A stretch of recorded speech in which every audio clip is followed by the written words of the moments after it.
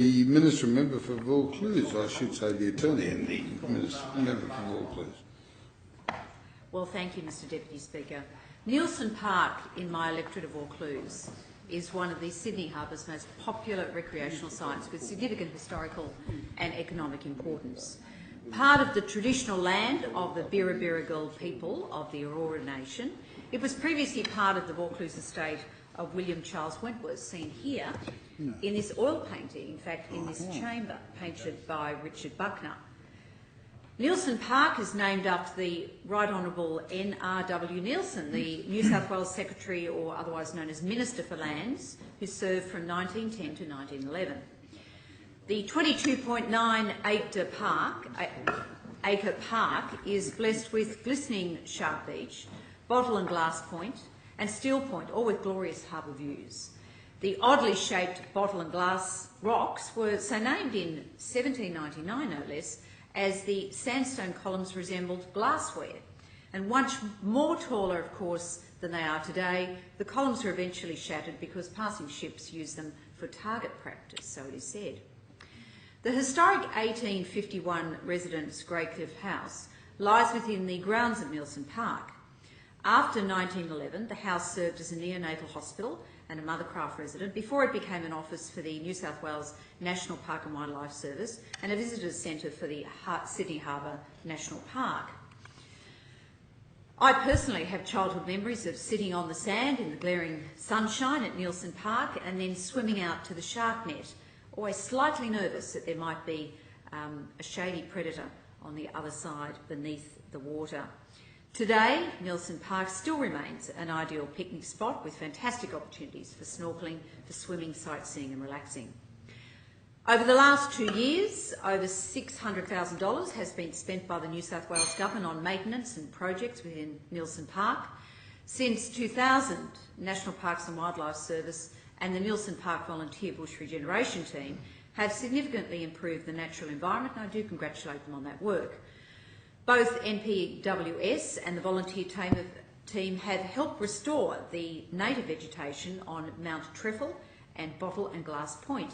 And their work is also to protect the Nielsen Park she oak, which is listed as endangered under the Threatened Species Conservation Act. The shrub was discovered, believe it or not, in 1986 and has only ever been recorded at Nielsen Park. Now, I'm pleased that National Parks and Wildlife Services proposes to list Nielsen Park and all structures from Steel Point Road in the south to Glass and Bottle Point in the north on the New South Wales State Heritage Register, in recognition, of course, of their historic importance and cultural significance. I strongly support this proposal, and I look forward to working with the Minister for Environment, the Honourable Mark Speakman, to ensure this special part of Sydney is treasured and protected by us all. We must, of course, also continue to invest in Nielsen Park.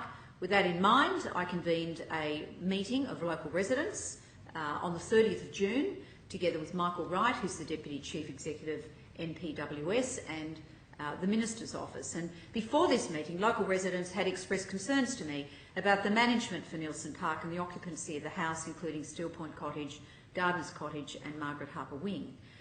I'm committed to ensuring the area is managed for the benefit of our community and that any future use is sympathetic to its rich heritage.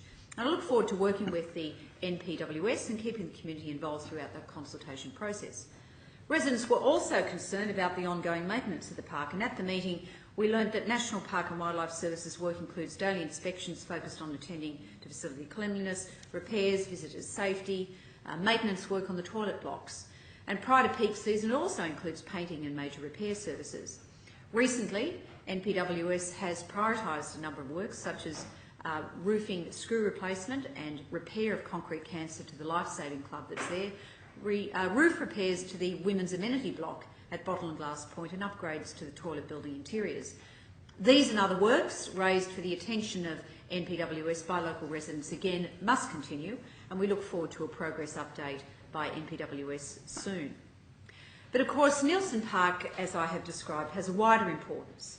It is part of Sydney's Harbour National Park, which is characterised by massive sandstone headlands at the entrance to the harbour, near the beginning of my electorate at Watson's Bay, with gentler slopes and beaches inside the harbour. The park provides a scenic harbour backdrop of rocky cliffs, natural vegetation, cultural plantings and grassed sea clearings.